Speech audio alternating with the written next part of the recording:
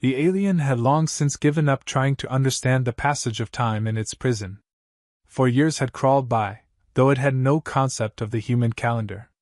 It only knew the endless cycle of light and darkness outside the small window near its cage, the occasional clank of a guard's footsteps, and the constant stench of its own waste, which had become its second skin.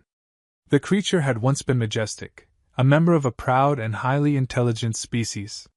But now, it was reduced to nothing more than an animal in a cage, barely fed, barely acknowledged by the humans who captured it. The cell was small, barely enough room to move. It had once tried to communicate with them, but that was before it realized that they didn't see it as a being. They saw it as a thing, an experiment to be contained. The waste that covered its body had hardened over the years, layer upon layer, until it had become a thick shell. The humans had neglected its cleaning, just as they had neglected everything else about its care.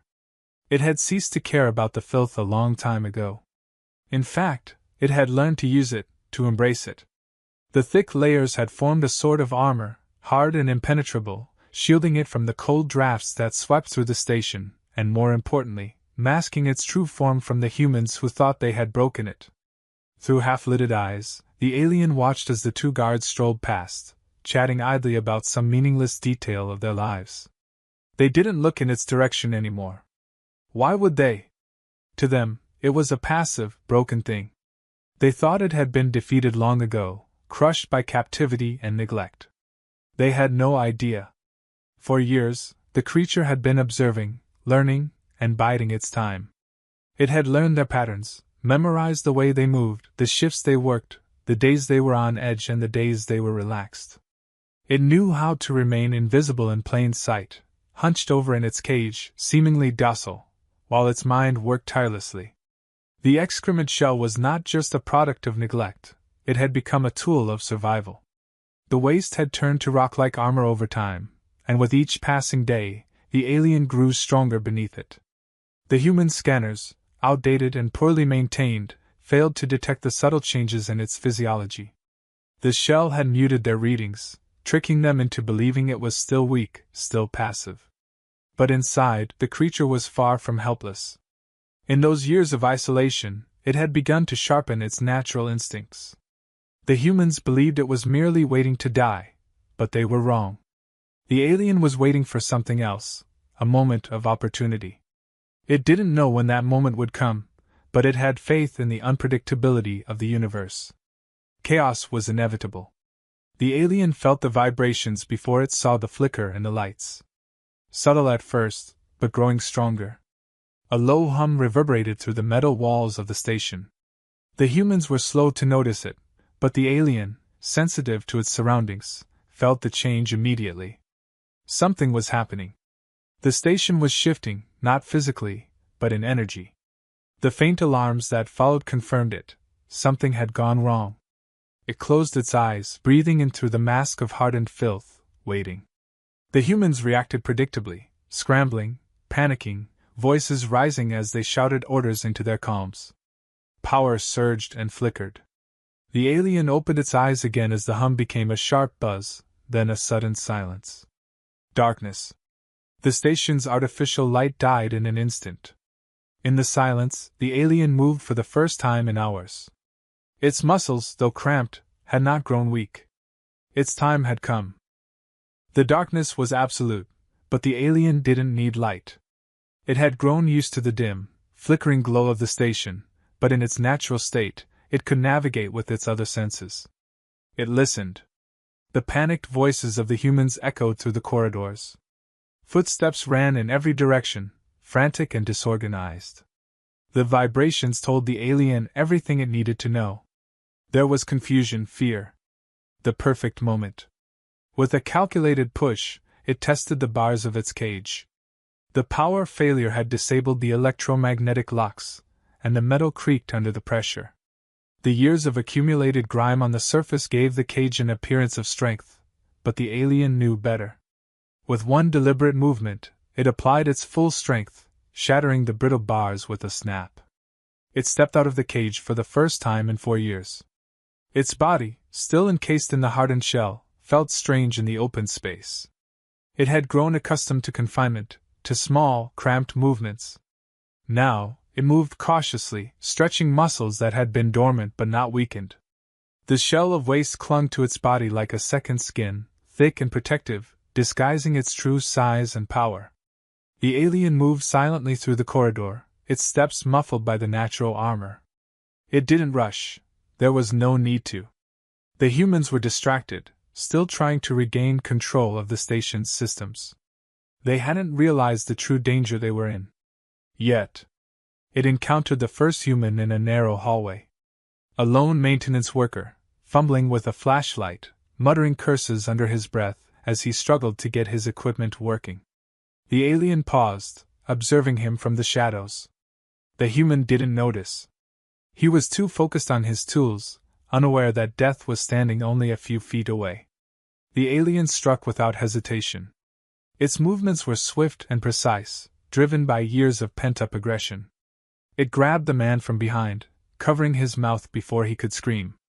The hardened exoskeleton protected it from any resistance as it crushed the life out of him. The man's body went limp in seconds, his eyes wide with shock. Dropping the lifeless form, the alien wiped its clawed hand on the man's clothes, not out of disgust, but simply out of habit. It had no need for trophies, no interest in lingering. There was more work to be done. Moving deeper into the station, the alien navigated its way through the familiar layout. It had memorized every corridor, every room, every control panel. It knew exactly where the humans would be gathering, the central control room, where they would try to bring the systems back online. It could hear their voices growing louder, more frantic as they struggled to manage the situation. They still didn't know what was coming for them. The alien's senses were heightened in the dark. It could feel the heat signatures of the humans moving in clusters, their fear palpable. It approached another junction, crouching low as it observed a group of 3 armed guards hurrying toward the control room. They were tense, alert, but their weapons were useless against what they were about to face. The alien waited until they passed, then slipped silently behind them. It followed at a distance, careful not to reveal itself too soon. It had no interest in direct confrontation, not yet. There was a larger plan forming in its mind. Years of imprisonment had given it plenty of time to think, to strategize. It wasn't just going to kill them, it was going to dismantle everything they had built, piece by piece. The control room doors slid open, and the alien watched as the guards entered, joining the group of humans inside.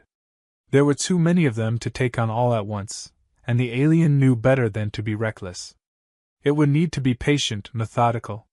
The lights flickered back on for a moment, and the humans let out a collective sigh of relief, but the alien didn't flinch.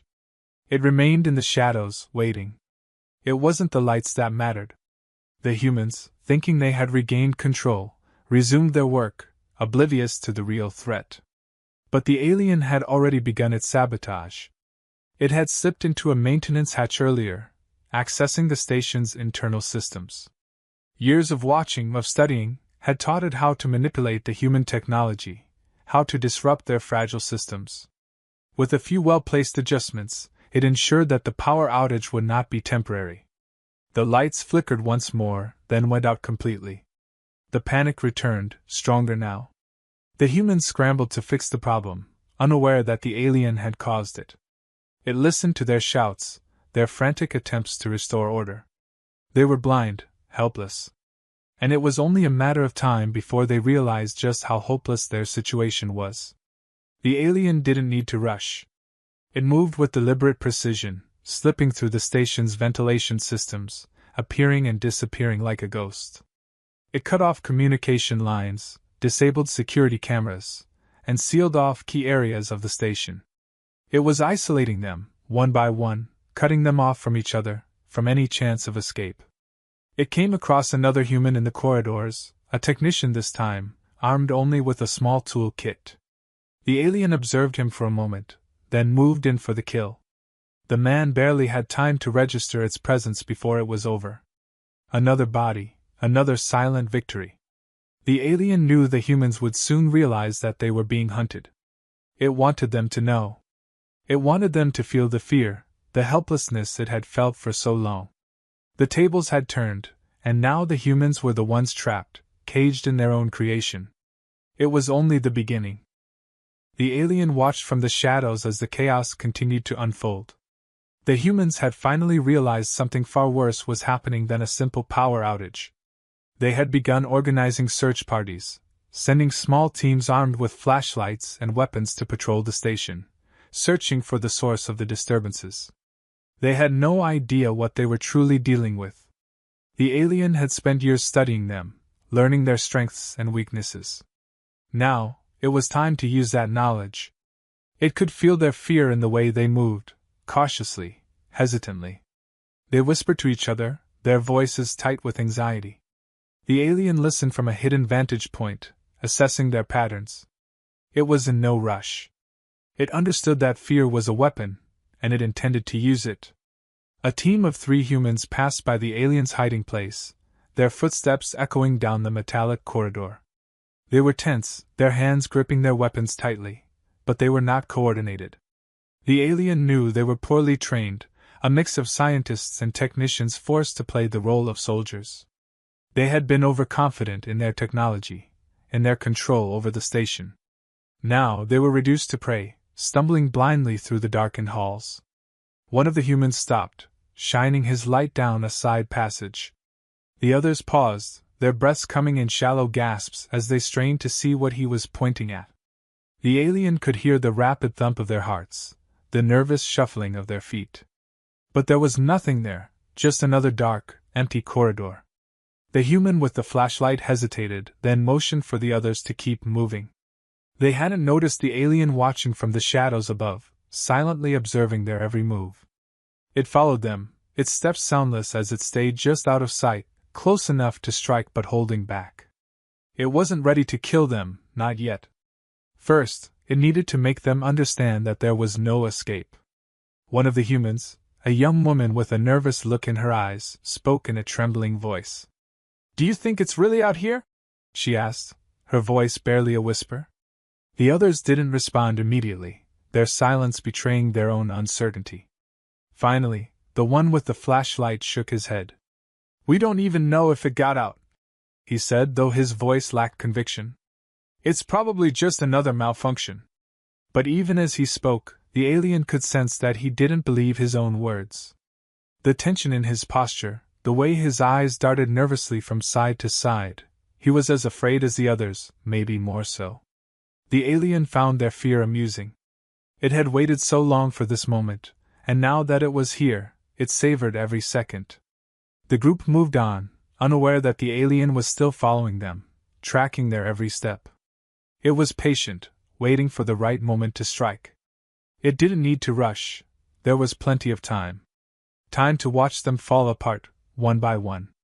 Ahead, the humans reached a junction, and the one with the flashlight raised his hand, signaling the others to stop.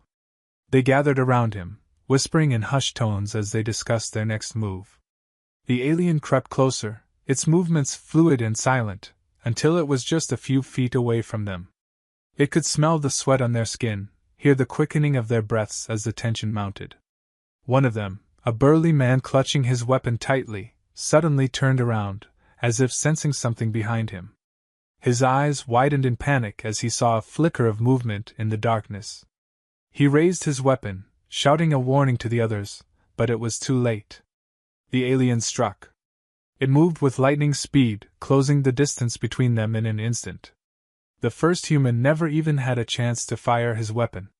The alien's claws sliced through the air, cutting through flesh and bone with terrifying ease. The man crumpled to the ground, his weapon clattering uselessly beside him. The others barely had time to react before the alien was upon them. It moved like a shadow, darting between them with deadly precision. The one with the flashlight tried to raise his weapon, but the alien knocked it from his hands before plunging its claws into his chest. The man let out a strangled gasp, his body twitching before collapsing in a heap. The last human, the young woman, stood frozen in shock, her wide eyes staring at the bodies of her fallen companions. She took a step back, trembling, her hands shaking as she fumbled for her weapon. But the alien didn't give her the chance. It lunged forward, grabbing her by the throat and lifting her off the ground. She struggled weakly, her eyes bulging as the alien tightened its grip. For a moment, the alien considered finishing her off, but something made it pause. It studied her face, the terror in her eyes, the way her body shook with fear. This one wasn't like the others. She was different, fragile, terrified, but not a threat. Not yet. The alien slowly lowered her to the ground, releasing its grip on her throat. The woman collapsed, gasping for air, her hands clutching at her neck. She looked up at the alien, confusion and fear written across her face. She didn't understand why it had spared her. She didn't need to. Without a sound, the alien turned and vanished into the shadows, leaving her alone with the bodies of her fallen comrades. It had made its point. The humans were no longer in control. The station was its domain now, and they were nothing more than intruders. As it moved deeper into the station, the alien's mind raced with possibilities. It had tasted blood, but there was more to this than simple vengeance. The humans had underestimated it for too long. Now they would learn the true price of their arrogance. It would strike again, and again, until there was no one left to oppose it. The hunt had only just begun. The remaining crew had gathered in the control room, barricading themselves inside as if the thin metal doors would protect them from what was coming. The tension was thick, the atmosphere suffocating as they argued over what to do next. Captain Reynolds paced in front of the main console, his face set in a grim frown. His authority was slipping, and he knew it. Every death, every failure to contain the situation was eroding the crew's trust in him. They were looking for answers, but he had none. Dr. Harlan, standing near the back of the room, was quiet, his mind racing. He had been observing the creature for years, thinking it had been broken, reduced to nothing more than a passive captive. But the alien had fooled them all. Now, he could only wonder what they had unleashed. He never thought the creature would escape, let alone turn their own environment into its hunting ground. Harlan had always viewed it as a specimen, a scientific curiosity, but now it was clear they had been dealing with something far more dangerous than they ever imagined. "We need to destroy the station," Captain Reynolds finally said, breaking the silence. "It's the only way to stop it." The others exchanged glances, hesitant, but no one argued. The alien had cut through their defenses effortlessly, hunted them down in the dark like they were nothing. Morale was shattered. Some of the crew looked at the captain with a mixture of relief and despair. It was a suicidal plan, but it was better than waiting to be slaughtered one by one. Dr. Harlan stepped forward, shaking his head. "We can't just blow everything up. There might be another way." Reynolds glared at him. "Another way? It's already killed half the crew. How many more need to die before you understand that we're out of options?" Harlan took a breath, trying to maintain his composure. "This creature, whatever it's become, isn't mindless. It's intelligent, adaptive. It hasn't killed all of us. If it wanted to, it could have done so already. There's a reason it's picking us off slowly. It's calculating, not driven by pure instinct. We might still be able to reason with it." "Reason with it?" Reynolds scoffed, his voice rising. "You've seen what it's done. You want to talk to the thing that's been gutting us like animals?" "I've spent years studying it," Harlan said firmly. "I know how it thinks, how it reacts. There's a chance we could communicate, make it understand that we're willing to negotiate. We don't know its full motives." Reynolds shook his head, disgusted. "You're delusional. It's a predator. You don't negotiate with predators. You put them down. I'm telling you it's evolved," Harlan insisted. "We're not dealing with a wild animal. It's been observing us, learning. It's responding to us like it would an enemy, not prey. If we trigger the self-destruct, we're guaranteeing our own deaths. But if we try to communicate, we might survive." The room fell into an uneasy silence as the two men stared each other down. The crew was torn. Some sided with Harlan, desperate to find any solution that didn't end with their deaths. Others looked to Reynolds, their trust in his authority shaky but still intact. Then, from the corner of the room, Riley spoke up. She was young, a technician who had mostly stayed out of the discussions until now. Her voice was small, but it cut through the tension like a blade. What if it's waiting for us to make a mistake? It's been controlling the situation, but maybe that's what it wants, us to panic, to turn on each other. All eyes turned to her. She was pale, trembling, but there was a clarity in her words. Harlan looked at her with a mixture of surprise and curiosity. Reynolds crossed his arms. What are you suggesting? Riley swallowed hard, then continued. It's smart. We know that much. Maybe it's anticipating that we'll try to blow the station. It's kept us alive for a reason. What if it's using us to get something? Or to go somewhere? Harlan's eyes lit up with realization. She's right.